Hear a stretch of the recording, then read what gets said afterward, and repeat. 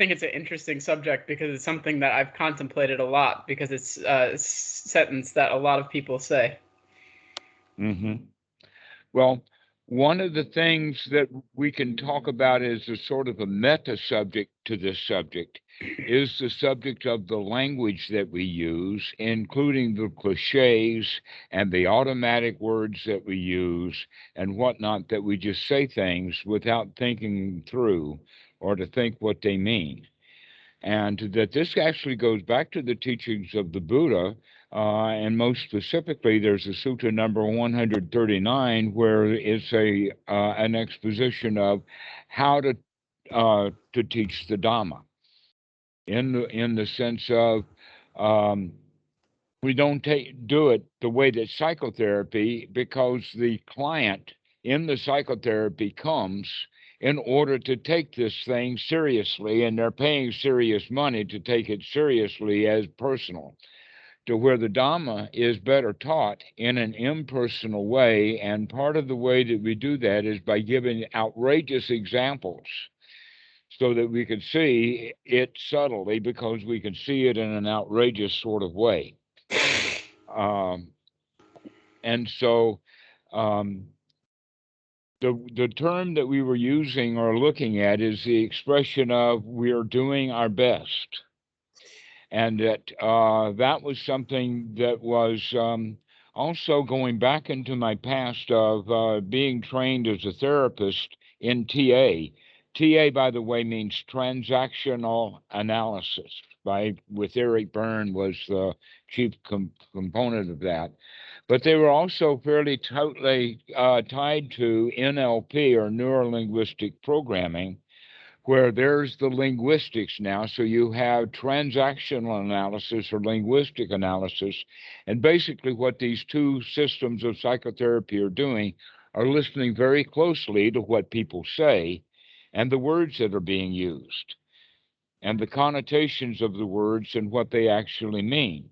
And this goes precisely back to the way that the Buddha was talking, in the sense that we try to explain things in clear, direct ways, rather than or through metaphors and similes, rather than through cliches.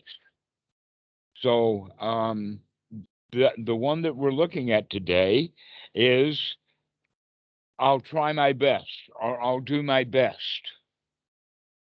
That word actually uh, was a surprise to me, even before I got into that stuff, that I had, I guess, kind of missed it. And all of a sudden, I hear people using that expression. I think it was at university, in fact, is when I got into school, is when I heard that a lot. And the, the idea didn't sit well with me, in the sense of, do you mean that right now that I'm doing my best? Is that's all I'm capable of? That I'll never get any better than this? That I'm doing my best? That in fact I would rather think about being laid out. I'm never going to do my best. Why should I put out that kind of effort and stress and strain? I'm not going to do my best. In fact, if I'm going to do something, I'm going to take the opposite approach, and I'm going to do the job with the least. I'm not going to try the best. I'm going to try the least. That's an interesting way of looking at it now, because going back to the idea of doing our best has the quality of almost, when that's said, is kind of like an apology. It's almost like that you have to put the word sorry in front of I'm doing my best. And that it's it's used as an excuse to get away with not doing one's best. Because we could always improve, we could always do better than this. And in fact, that's what Anapanasati is really all about, is accepting ourselves at the skill level we are while we're improving our skill level. And as we're improving our skill level, whatever it was yesterday that was my best is just easy peasy now. And so I'm doing the least because now I can do it so well that it's the least I could do. So doing my best actually is, if you can forgive the expression, in the sense of winners and losers, or victims and winners. Doing my best is something that a loser will say or the victim will say. Sorry, I'm doing my best, as opposed to, oh, that's a piece of cake. That's easy. And so taking on that winner's mentality of it is, yeah, we're quite busy. We're doing what we're doing, and the devil take the hindquarter, I guess, would be the way of thinking about it. And that as one becomes more and more enthusiastic about the Dhamma, the things that used to keep us enthusiastic, like driving around or getting the work done or whatever like that, we find out that, hey, wait a minute, I can get more benefit by being enthusiastic about the Dhamma than I can by getting enthusiastic about all of that other stuff that I'm trying my very best at and still not being satisfied. If I'm hearing you correctly, are you saying that we use that statement as a defense mechanism a bit? Because it's coming from a state of dissatisfaction. Okay. It's not coming from the winner. The winner doesn't say, I did my best. He will say, I am the best, or this is the best. You also hear the word try in there, which has even more weight to it. That we don't, I do my best, or I did my best, is different from I tried my best, or this is the best that I can do, in the sense of the amount of effort that it takes. So the effort that it takes to actually get it done is not the effort that I'm willing to put in, but that's more honest. And that's still not doing our best. Doing our actual best is actually putting forth the effort that it's actually going to take to get the job done once that thing has been defined as the job to be done. But there's another point about wisdom, and that is all we have to do is say, wait a minute, that's not the job to be done. That job, in fact, doesn't need to be done at all. And I'm already finished now because I have nothing to do because that wasn't to be done in the first place. And that's a real winner. The real winner is that there is no work to be done, rather than I'm doing my best at nothing at all.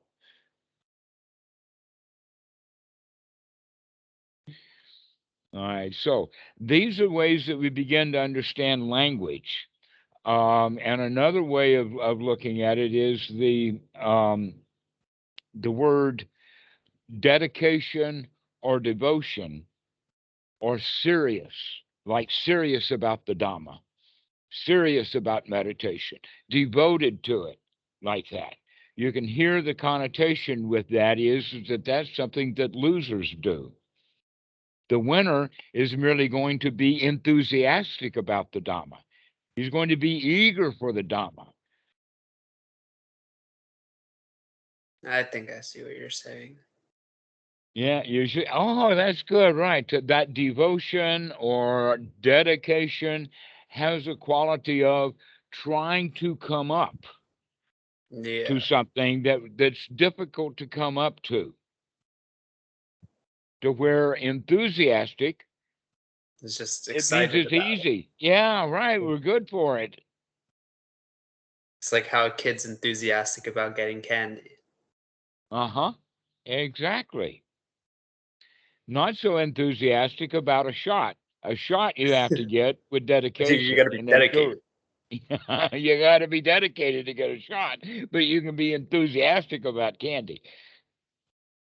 So it really is this base foundation, all about gladdening the mind and bringing yourself to a more positive perspective. Yes, so that's the way of beginning to understand that the language that we choose often is rooted in the past, and that we can evaluate and look at the kind of language that we're using Yeah, see, because that's exactly why I brought up that I tried my best thing in the beginning as well. It wasn't a matter of present moment. It was something that was rooted in the past, kind of a way to tell myself I couldn't have done any better and changed the past situation to my liking any more than I have. So, it was like Ah, Joe said, kind of a defense mechanism in its own way. precisely so. So what we can say in that regard, hello, Robert. Hi, I Robert. also notice that Drew has come on too.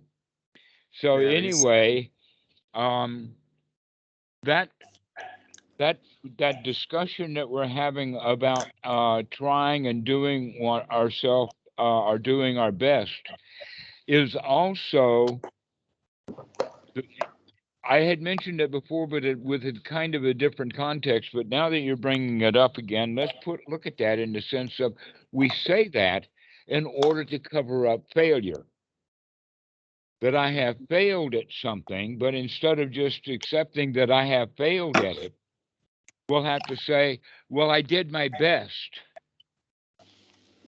well, rather see, than just actually, I believe my kind of connotation for that statement is saying I did my best is the acceptance of the failure.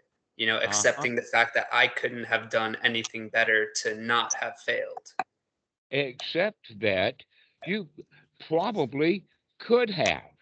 If you had Yeah. woken up quicker, if you had developed the skills that you're developing easier, so in fact you didn't do your best, you could also say that you failed because you didn't do your best. And that's more accurate. Yeah, and see, I think that's what I needed to hear. Uh-huh. That it's okay for us to fail. And it's also okay for us to not going around doing our best. That in fact, doing our best is kind of like a standard or a rule or a bar that we're supposed to reach over, and then we often don't. And so we can see that that's those standards are part of the critical mind, or they are also can be thought of in the Buddhist terms as sila bhatta paramasa. You've made a rule in your mind that you're supposed to do your best, especially when you failed, rather than it's okay to fail. I didn't do my best and I screwed it up. Never mind, start again. Fair enough.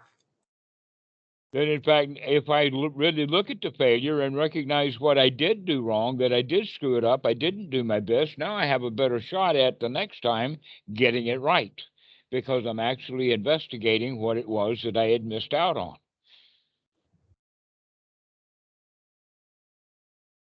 So, in the regard of what you had said you were doing your best at, we can start evaluating that or looking at that in the detail about why you feel like you're a failure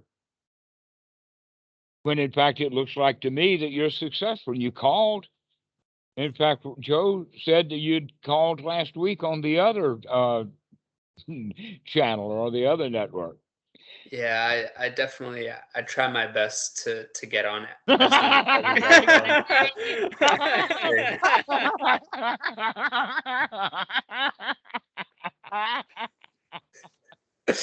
You caught me. You caught me. No, I'm just laughing. You caught you. You figured it out. Yeah. It's just automatic though, right? Like we start to notice this that Yeah, so much of our exactly. communication Like is I'm not even just saying it consciously. It's just the quickest phrase that my brain is able to grab onto to most accurately describe what I'm trying to convey to you. Ah, and under that is the feeling of things are not good enough yet.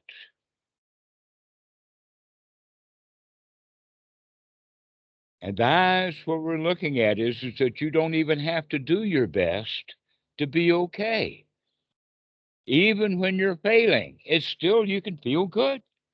You could be a champion even when you screw up. Why can you be a champion when you screw up? Because the champion can pick himself up, dust himself off, take a look at what he fell over, kick it, and then boogie on down the road.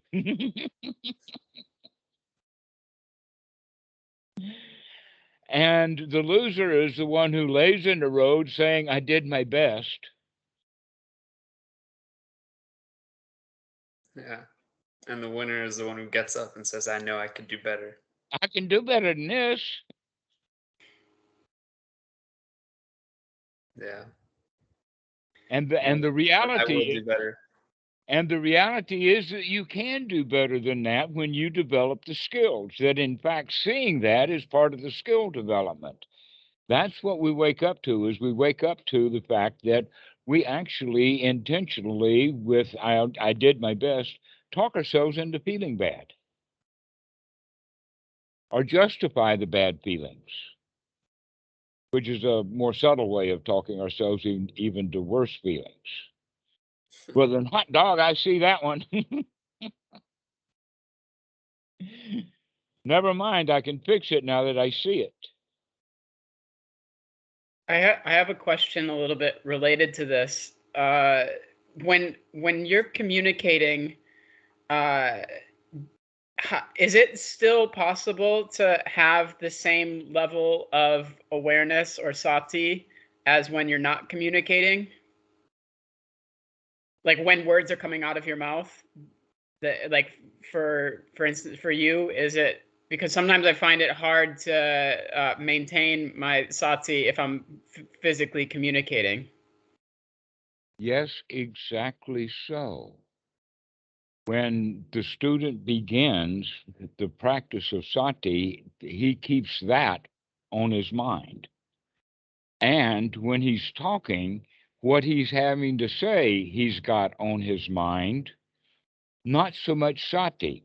It's only when the sati gets very strong that we begin to monitor the words, every word that we're saying, so that we can say a word, and that word can actually, and let us say, be one of the deadly words of Hollywood, or let us call it a low class word, but it doesn't have to necessarily be a harsh word. And so in the Pali, it's not about the word itself, but it's the way that it's said also, whether the word is harshness. So I can happily say I don't give a fuck, and it doesn't matter at all. But I can also say, I don't give a fuck. Okay, and that's said in a Dhammarato. different way. And so that is very harsh. And what I was picking up on initially was the harshness underlying that trying to do one's best that is there. It has to do a lot with the way that we say words as well as the actual word itself. But as you now have recognized that you have said that little phrase about doing your best twice absent-mindedly in this conversation, now that you know that, I bet we won't hear it from you again in this hour, and maybe not ever.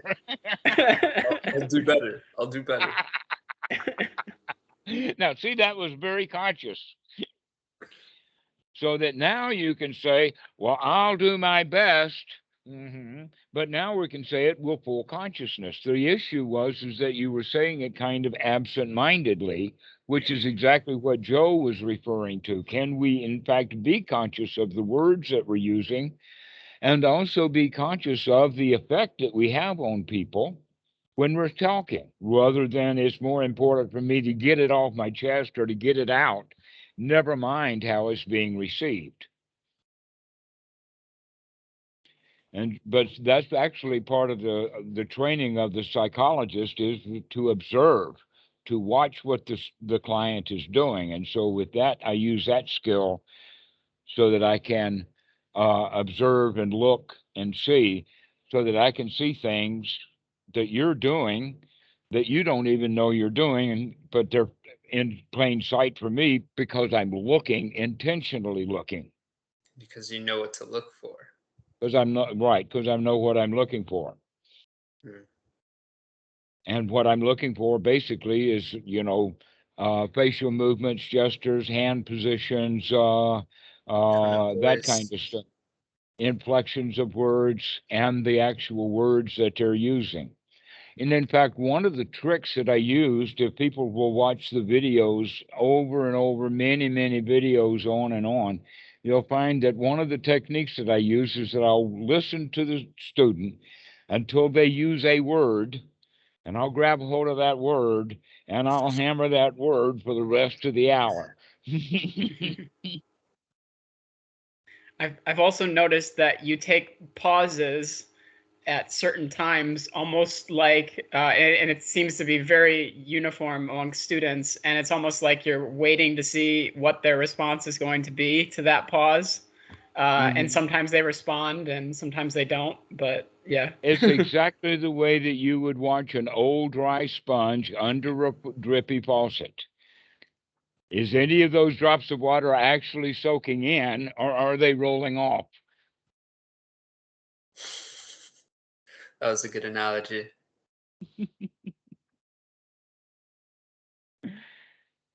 But the thing of it is, though, is that once the sponge is a little bit wet and starts to absorb water, it will absorb more and more water. Oh, the analogy continues. It gets better. And so you're right about that, Joe. That's one of the things that we do is that we just sit and watch to see what response is.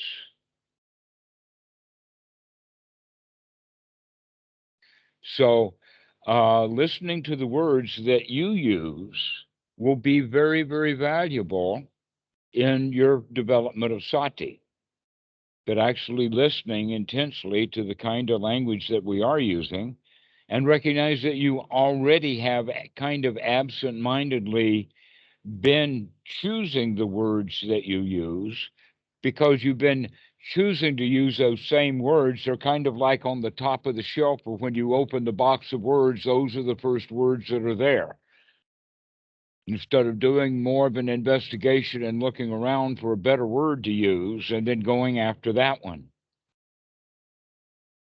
So that's one of the things that you can start to practice is mindfulness of the words that you're using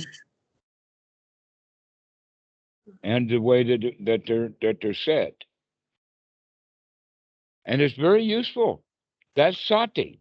That's one of the great values that I get out of having these conversations with you guys is that it gives me a chance to come right back into the Dhamma. This is it. Paying attention, looking at what's going on, listening to what's happening, observing, investigating. And so in that regard, Ron, like I said before, welcome. I'm glad that you're back. Congratulations for coming back, and congratulate yourself for at least doing that much, even if it wasn't your best. Thank you. I'm glad to be here. As opposed to the other thing is that I haven't been here enough. Yeah. Well, I'm here now. That's exactly right. That's the way that we look at it, is what's going actively on. making the change. Actively in this moment making a change. That's what Sangha is all about, is guys who are actually listening, looking at each other, paying attention, giving each other positive feedback so that we can grow together. That's the life of the temple life at the Watts, is that we are, let us say, each one of us is the nurturing nanny for the other.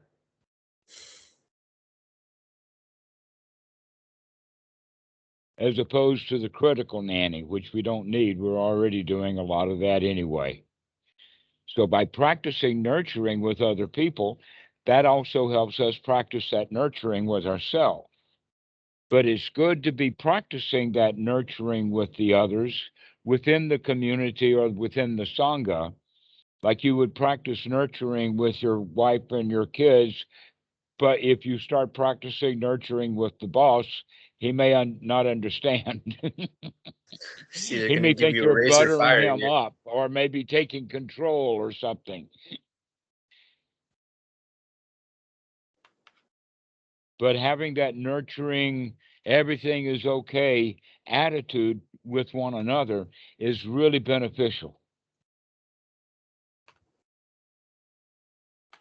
And so the more you hang out with others in the Sangha, the more value it will be. Well, then I definitely plan to take advantage of that high value opportunity. Excellent, excellent. Even And now, just from our, sorry. You don't have to do your best, you just have to remember. Yeah, no, even now from our conversation, I'm starting to consciously be aware of what it is that I'm saying, why I'm saying it, and if it's something that I should be saying, or if it can be, I want to say, replaced, or if something better can be said or something should not be said at all. Instead of just absent-mindedly speaking, I'm kind of trying to analyze my thought process and how that evolves into what it is that I want to say or that I do say. That's a very excellent thing to do, because that's exactly the process that we're going to start doing with the thoughts themselves. Is this thought worth having? I see. So you're giving me the baby steps. Well, actually, the And then baby that leads step up is to, the thought. I mean, the word is a great big thing, but because it's a great yeah, big thing, that's often easier to see. In other words, we can yeah, start see, with that the was my words. point. I feel like it is much easier to see and have a conscious awareness over what you're saying than what you're thinking. Mm-hmm. Because with language it's easy. If you're looking at what you're saying and you don't want to say something, it's as easy as not saying it. But I feel like sometimes with your thoughts, when you try to not think something or to run away from it, so to speak, that thought can become stronger. Uh-huh. That's exactly what the value of the precepts are when the precepts are properly valued. The problem with precepts is that we make rules out of them that we can't keep. But if we use them as guidelines or guideposts to the point of, oh, if I am going to refrain from trash mouthing others in public, then maybe I can learn to not trash mouth them in private. And if I can even do that, maybe I can learn to not trash mouth them at all. And then maybe I can go so far as to not trash mouth them even in thought. So this is a way of looking at it. And by the way, using the word trash mouth here is within the Buddhist context would be malicious gossip, saying ill of a third person, or trying to divide. An example of that is a student would come and say, "Oh, well, I've had X, Y, and Z as teacher." And this teacher who he is coming to says, "Oh, those guys don't know any Dhamma. They don't, I mean, get away from them." Okay, that's trash mouthing. Yeah, just speaking negatively of anyone Right. else. Speaking negatively of other people is one of the important items that I learned as a monk, that monks do not criticize one another. They don't speak ill of one another. And if we can learn to not speak ill of another, then perhaps we can also learn to not speak ill of ourselves. Yeah, Joe, what?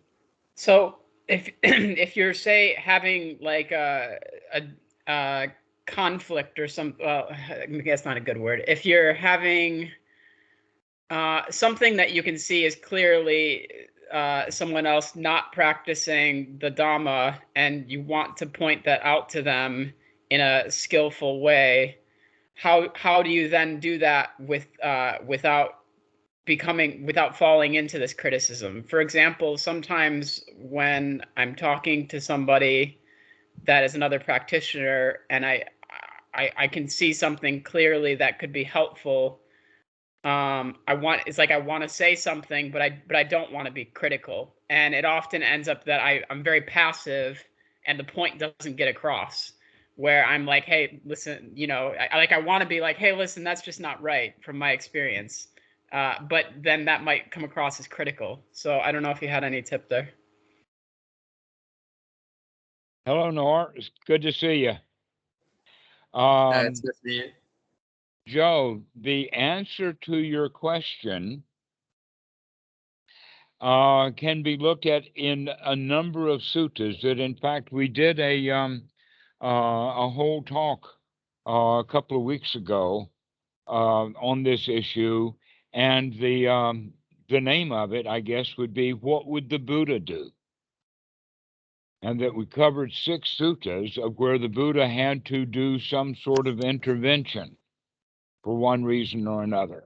Okay, and the point that I'm wanting to make now about that is that in most of these cases, there was a group of monks that were in participation. In other words, this was not a one-on-one kind of thing, but an example that I can use from my own past is that at one time I had criticized another Western monk for not being a good enough meditator.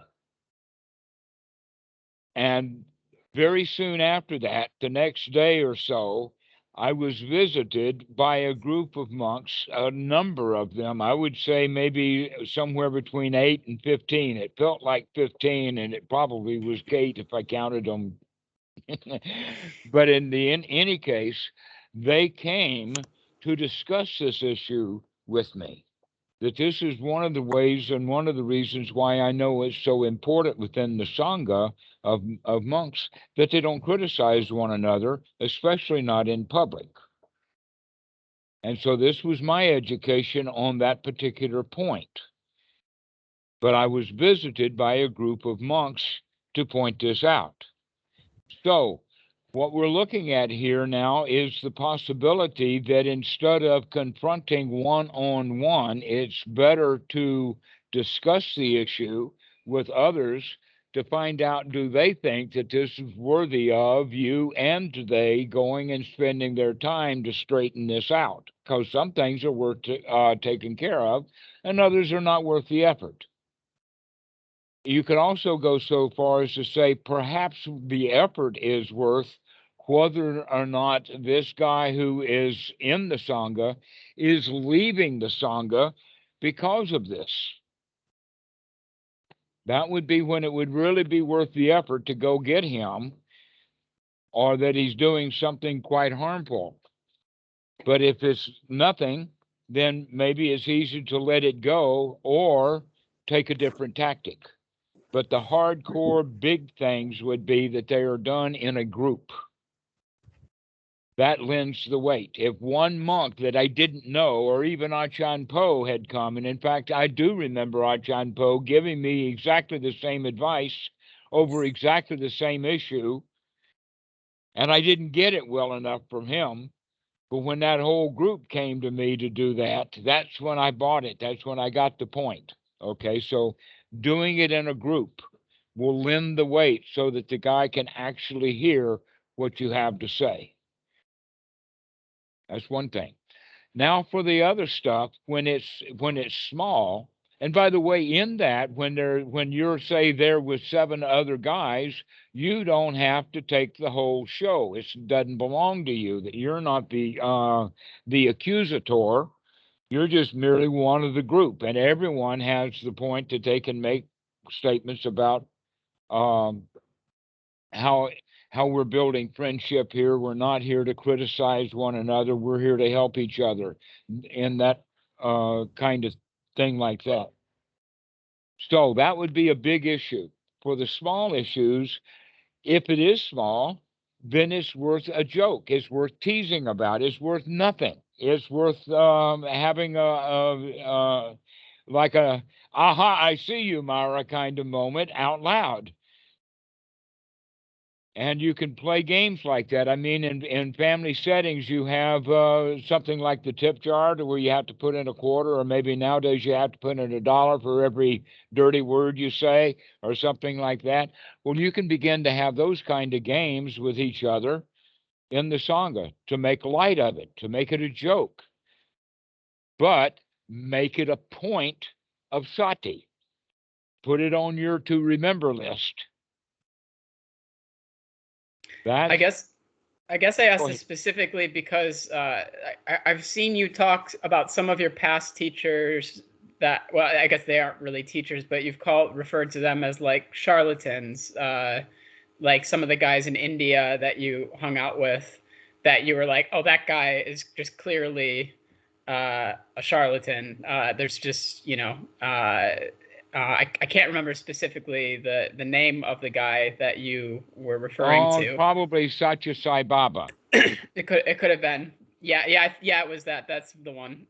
And sometimes on the internet, especially, there's a lot of these sort of guys, and when you're within this sort of circle, you run into other people, and some person might meet somebody who is one of these sorts of guys, and you want to like be helpful and point this out, but then at the same time you don't want to, like, I don't know the full story. Maybe the guy is enlightened, I don't really know, but yeah, it's just sometimes I see friends within the Dhamma that sort of follow these guys that I don't know. To me, Have you ever heard the concept of beauty is in the eye of the beholder?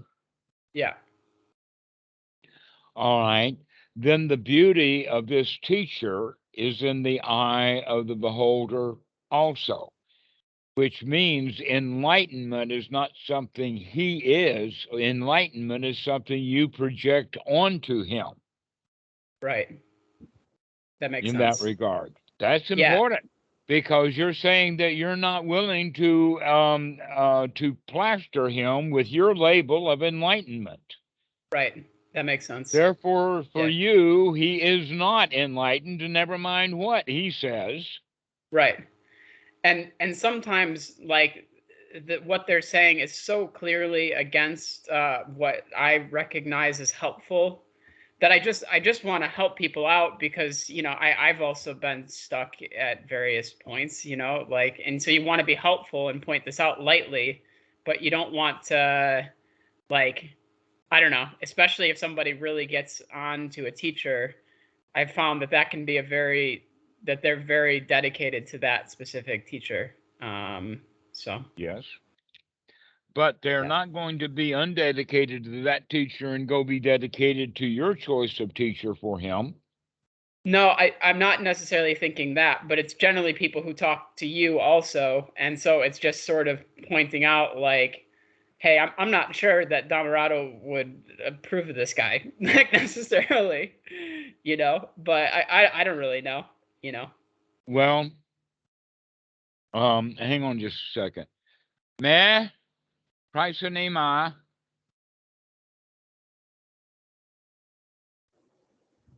on.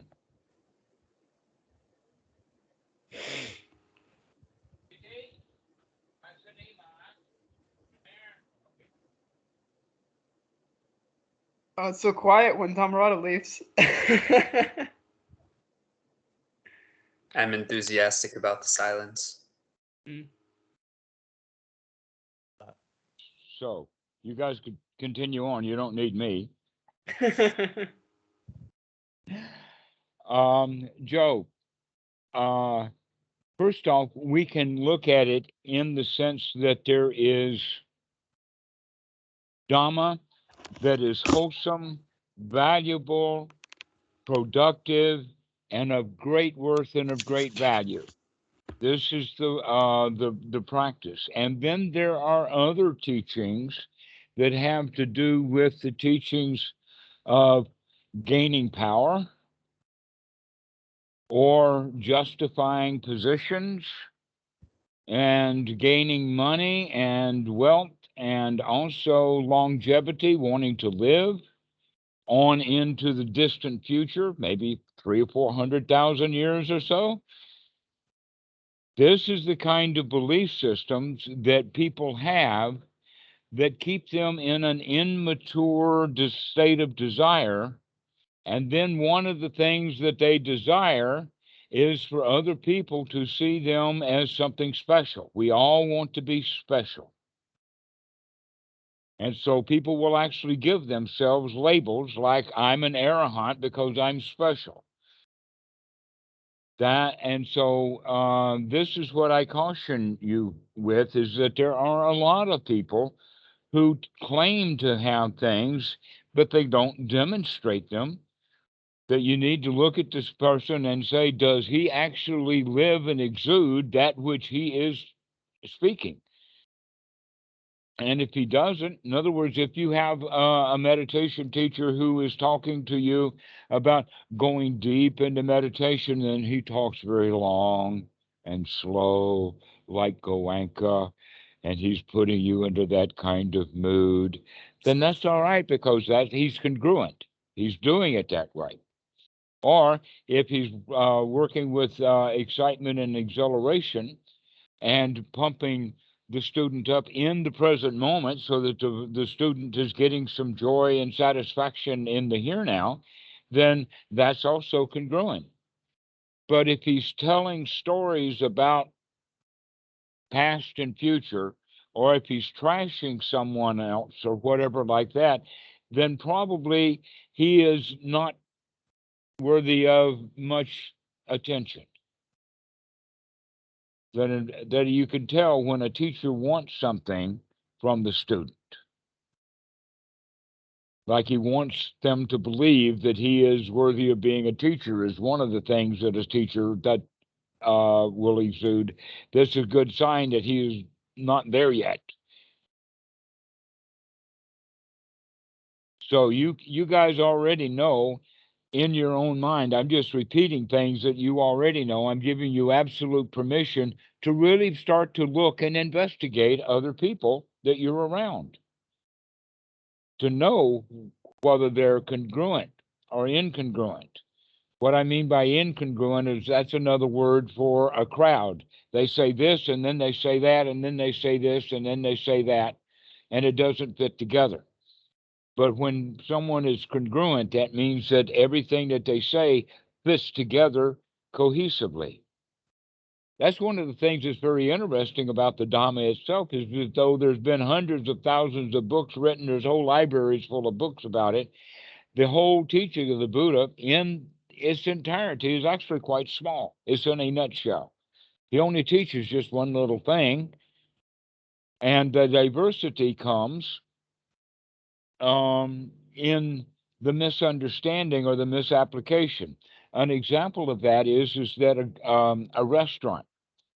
You can have a French restaurant, you can have a Mexican restaurant, you can have Italian, you can have Wellington, beef Wellington, all kinds of different things, a seafood restaurant, and every one of them has a kitchen. But those kitchens have one thing in common, and that is that if they don't take out the garbage, then the next group of meals that they fix will not be as good. And if they never take out the garbage, nobody will want to eat from the food of that restaurant. That's the one thing that they all have in common. No matter what the variety of food they serve, they all have one thing in common, and that is garbage. Every human being, no matter what the diversity we have, no matter how complex our lives are, we all have one thing in common, and that is garbage. And the question is, are we going to be willing to take out the garbage, or are we going to try to ignore it because we don't like it? It looks like a lot of work. It smells bad. Let's not do anything about it. To where the relief is to get rid of the garbage. Now we can use the kitchen. I can imagine that some people would go around in the kitchen and only have this little part of it because the whole rest of the kitchen is full of garbage that they won't bother to clean up. So when we take that analogy with the mind, we can recognize then that, that's one thing we all have in common, and that is that we do things out of the past rather than doing things in the present. That we're always constantly adding old garbage to the new cooking that we're doing. Until we clean the kitchen. But we have to keep cleaning the kitchen and keep cleaning the kitchen. As long as we're going to keep making dinner, we need to keep cleaning the kitchen. But we can get that cleaning job really, really organized well. We can even have it constructed so that the trash bin is actually a thing that goes out of the kitchen. All you have to do is drop it in the trash bin and out of the kitchen it goes. And so there's some things that we can do then that make it really, really easy to clean the kitchen, but there is always the necessity of cleaning up after your mess. Knowing that, that's liberating. Think about it, that we have to actually give ourselves permission. We're going to be making a mess for the rest of our lives. Let's enjoy cleaning it up. And sometimes we're really good at it that we can clean that mess up before it actually comes out of the mouth. Or in the case of the restaurant, maybe we can clean that mess up so much so that it doesn't get into the food that we're serving. And so we started, one of the ways then is to start inspecting the food that's coming out to see if there's any garbage in there. And eventually we can find the source of the garbage that didn't get taken out of the mind.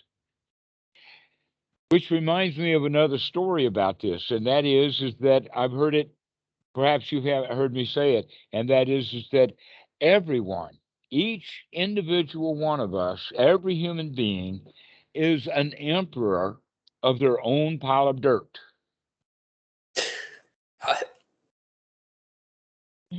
Every one of us is an emperor of our own pile of dirt. The question is, are you going to be smothered under your pile of dirt? Are you going to be completely covered with your pile of dirt? Are you going to be struggling to get out of your pile of dirt? Or are you just going to sit on the top of the world, sitting on top of your pile of dirt, not paying it much attention at all, using it as a perch instead of a burden? I think I'd rather sit on the top of it. All right. Well, you can do that with your thought. You can change your thought from I'm under it, I'm buried in it, I'm doing my best, into being right on top of it. Hey, I can take care of that. That's an easy peasy. It's the attitude change. It's very nice talking to you, Dhammarato. It's just an attitude change. And so having that attitude that, hey, I can handle this. Hey, I can do this. What if you can't do it?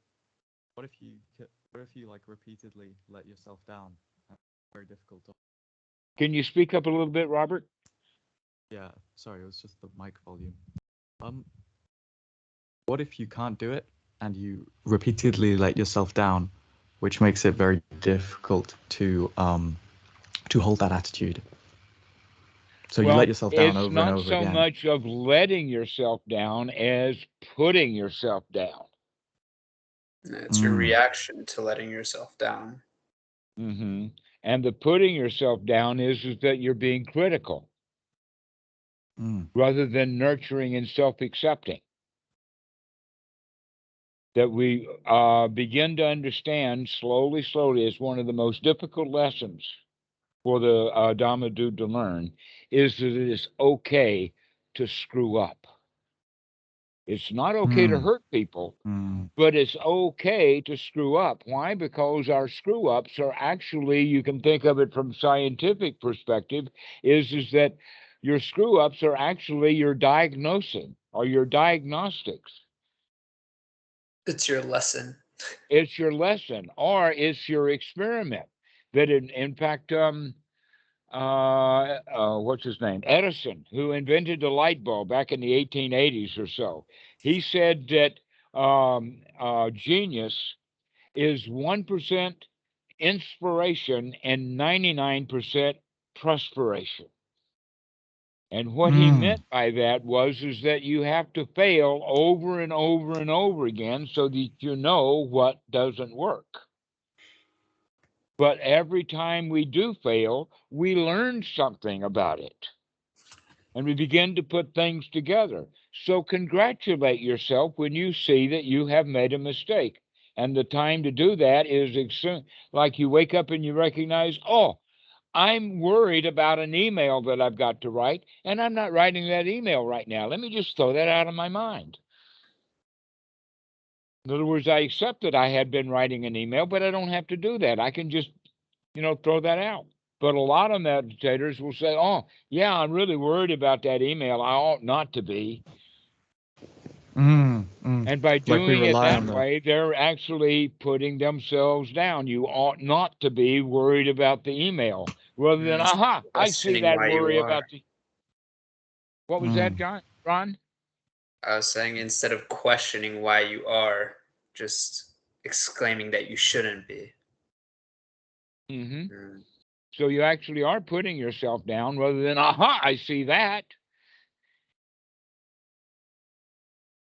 So we become joyful about seeing the mistakes that we make, because they're our teacher. You're able to see the functions of the ego, how it brings you down, and how it's absent-minded almost. And once you start to become conscious of it, you see how silly it really is at the end of the day. Wow.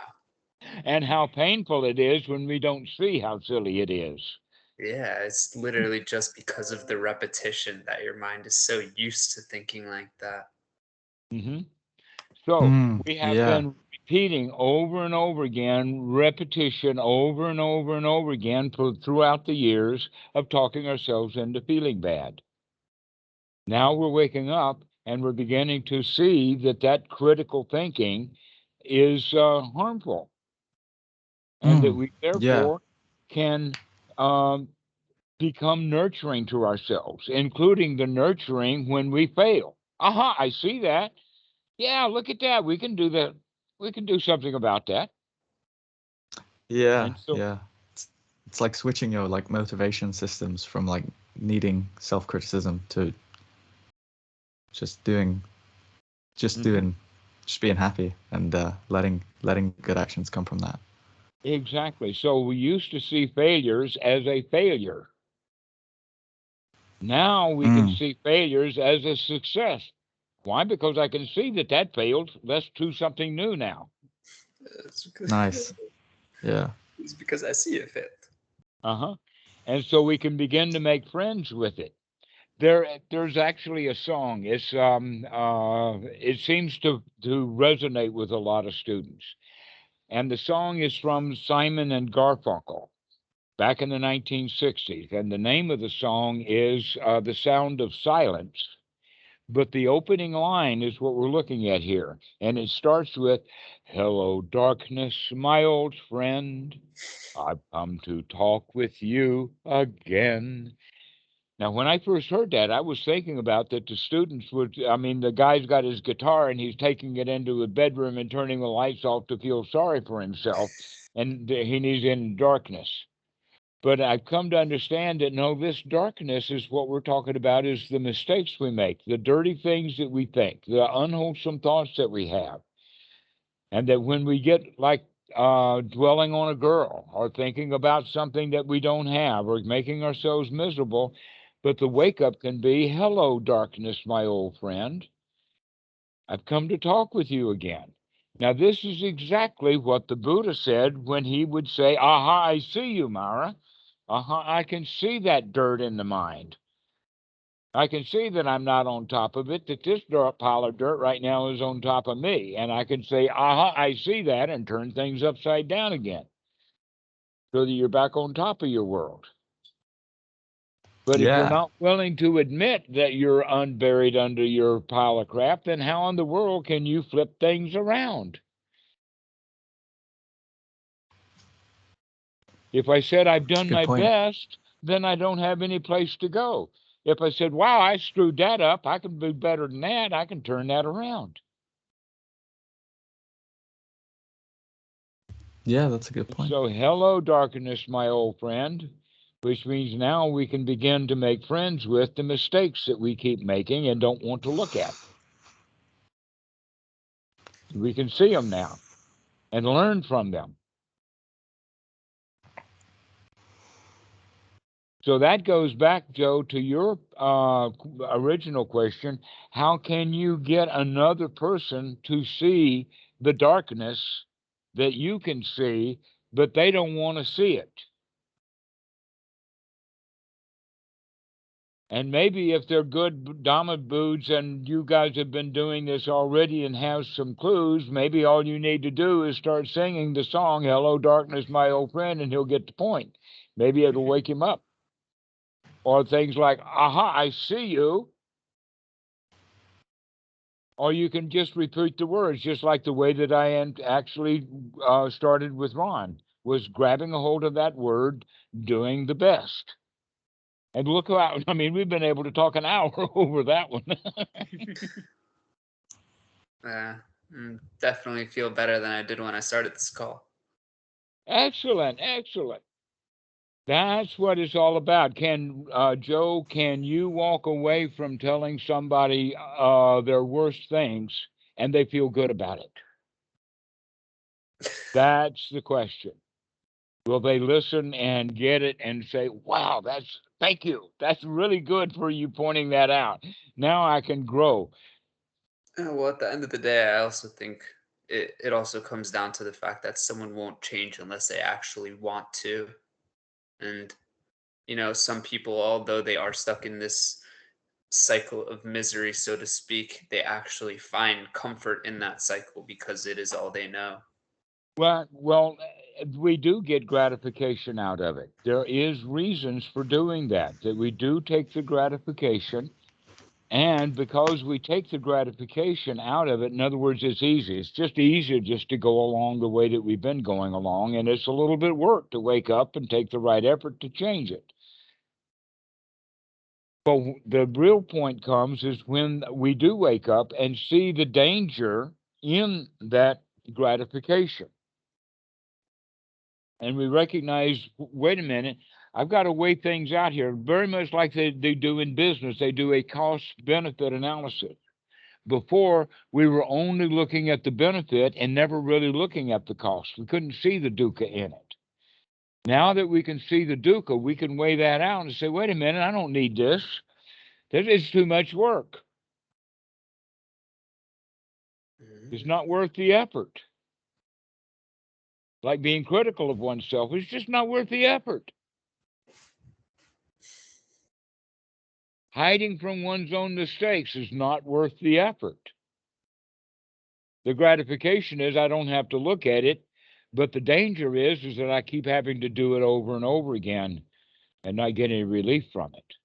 And so when we see that danger, we can say, wait a minute, maybe it's a good idea that I not take the gratification there. Let me put in the right effort that it takes to change that. You clean up your garbage. Right. To clean it. Once we see the garbage, it's easy enough to clean it up. So thank you, friend, for pointing out that pile of garbage. I didn't see it.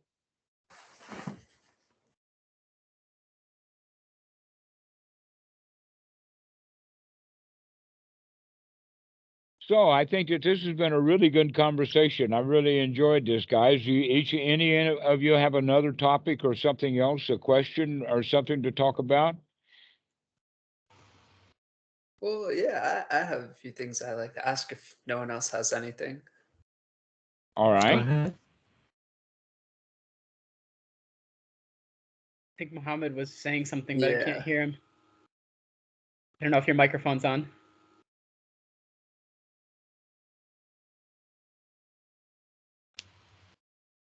I see his lips moving. Nor? But Now it's on. I still don't hear you. no, I still don't hear you. You turned the mic on and off, but I didn't hear what happened.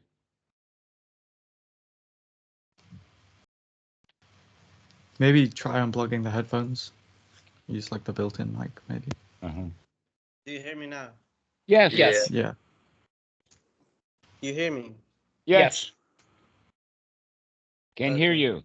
Yes. I just want to say that I want to wish you everyone Happy New Year. It's since it's thank the you. opportunity.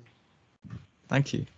Yes. Happy New Year. Happy new moment. You know, it's interesting that humans have special days like holidays, but I like to think of it that every day is a holiday. Every day is holy. Every Yeah. day is worth enjoying it. Every day is worth telling somebody else, I hope that this is a good moment for you. Yeah, I mean, I don't know. I don't see holidays as any different from other days. I feel like for the most part, it's just constructs for people to, meet up and get drunk together. Yeah. Well, yes. It's also a reason to bring people together, so you can't complain. Yeah. Yeah. That is true. Yes, having the ability for people to get together. But we don't need an excuse to do that. We need an opportunity instead. And so we can see it as an opportunity to do it because of the social constructions. But I'm looking at it not from that perspective, but looking at it from the mental perspective of every day's a holiday. Yeah. Every day is a Every day is joyful day. Christmas. Every day is so nice. Every day is wonderful. And my job is only to enjoy and appreciate it. Now I'll treat every morning when I wake up like it's Christmas Day. Yeah, it's Christmas Day every day. Wow, that's You're like right. the And on that's a- like the Go pro ahead, level Nora. You gladness. got your hand up. I see that.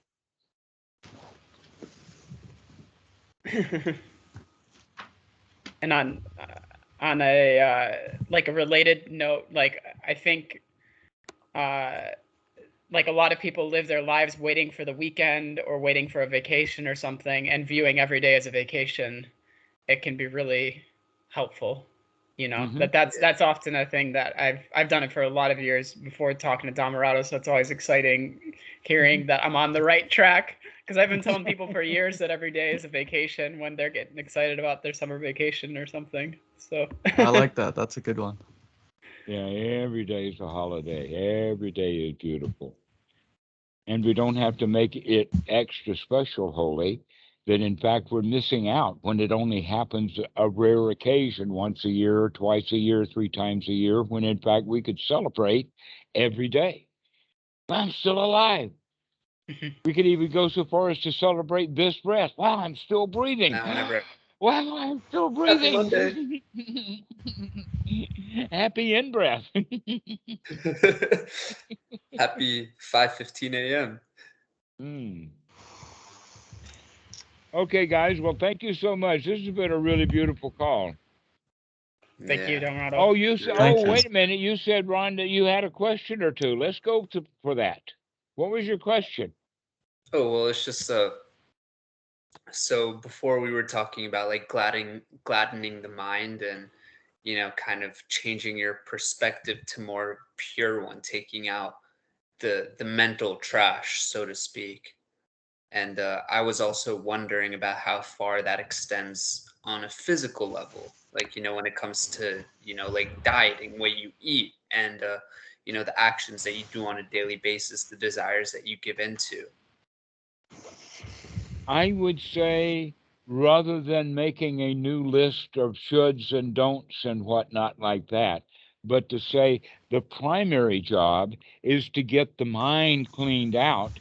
And once the mind is cleaned out, you can Wait, what was that? You just couldn't investigate cut out for me. clearly. And then, You just cut out for me. I'm sorry.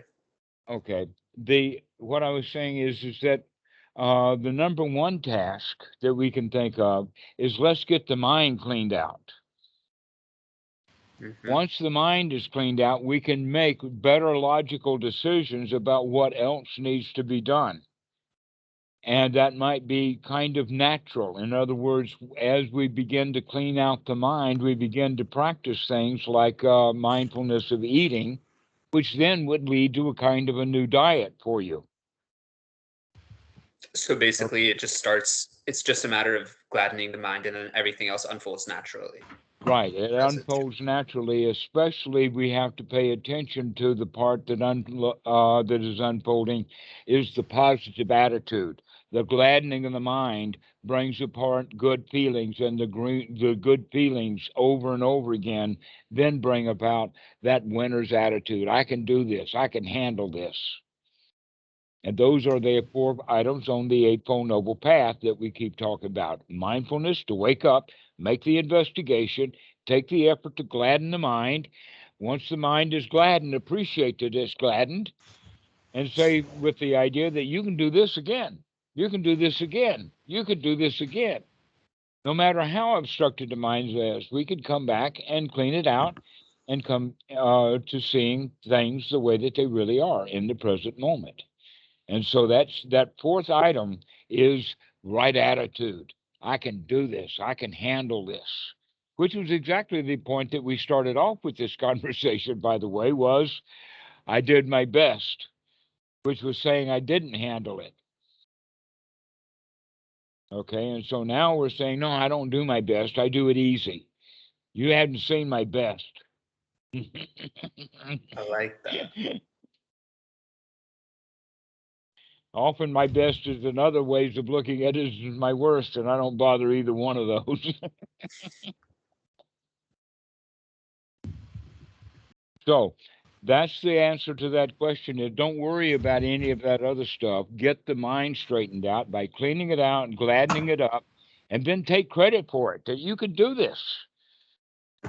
That in fact, this is the job that needs to be done. Congratulate yourself for being able to do that job. The only job that really needs to be done is to clean the mind, and congratulate yourself for doing it. Mm. And when you start any other task with that mentality, you got a good possibility of making the right choices. Yes, Robert. Oh, I think you just sort of answered at the end, but I was just going to ask, can gladdening the mind, like, in the long run lead to, like, being more productive? Because, like you said, the biggest reason, and I think it's like this for a lot of people in the West, the biggest reason that I fail to gladden the mind is because I have something to do that I'm procrastinating doing, or I spent the day procrastinating doing something and I feel bad about it. So it's like I'm fearing some task I have to do, or I failed to do my task today. And that's like the number one reason I get like bummed out. Yes, exactly. But in fact, another way of saying it is that, oh, I don't have time to gladden the mind because I'm too busy getting all of this work done, and I'd rather get the work done even if I have to feel bad doing it. Yes, that's I exactly think everything you do is an the opportunity to process, gladden yeah. the mind. That's exactly right. So what we need to practice is instead of getting the job done no matter how much bad we feel, is to go away from that job, get ourselves feeling really good. Now we can come back feeling good and do the job better than we could have if we were doing it when we So didn't want to do it. That it's we the actually opposite. become more productive. We could get more done and enjoy doing more when we're doing it gladly. And not only that, but then eventually, as what Ron was asking, now we're capable of making new choices about what jobs we're going to do. So the beginning is let's get the mind cleaned out, and then we can go do the job that we've already decided we're going to do, and we can do that with joy. But then the third way is to now we're free enough to really decide what's worthy doing, what's worth my time and effort. That's a really good point. Would you say it's worthwhile to like flip that whole thing on its head of where no matter how bad I have to feel, I have to get this done, whereas instead we can make it no matter how little I get done, I have to feel good first and foremost. So I guess it's also a matter of why do I feel so bad? I worry that might be like an absolutistic way to think of it, or an oversimplification, but I think like, do you think that could work? If you don't get the job done, still congratulating yourself. Like what I like to do is like do like 80% of a job and just be happy with that. You know, because you've been beating yourself up for so many years, and pretty good, and you're still not able to get that whatever it is done. And like mindfulness is not, it's not going to be like a new sort of like whip, like not now I'm going to get this into shape. You know, that's a thing that you fall into. But to congratulate Be yourself. happy. Be happy. Yeah. No, but to congratulate yourself that, like, you know, if you don't get it done at all, if you don't even start it, still, you know, like, yeah, because you can quickly fall into that mindset of trying to beat yourself up again, basically. Oh, it's all too easy. Yes, that's right. Joe, congratulations. That was really well said. Oh, thanks. Yes, Students that's become the exactly It's master. from experience. It's from experience. Beating myself up a lot and seeing it. Yes, that's it. Well, you either beat yourself up a lot, don't see it, and then beat yourself up a lot more. Or you could beat yourself up a lot, start looking at it, and now we beat ourselves and we look at it when it happens. It feels even worse when we're doing. That's why we slow it down. And eventually we stop beating ourselves. We stop being critical. We stop beating ourselves up for our failures and begin to rejoice in our failures as learning experiences. Aha, I caught it again. Okay, guys. Oh, Well, this man. is great. Anybody else got any questions? All right. Nora, it's Yeah, good to not see really. you. Haven't seen you in a while. I'm glad to see you. Happy moment. Happy in-breath. Happy today. Happy New Year. One day at a time. Ron, it's good to see you again. Happy end breath. I like that. Thank you. Good to All see right, you guys. Thank you. Thank you all. Uh-huh. See you some Bye-bye. other time. Bye. All right. Thank you. See you Bye. soon.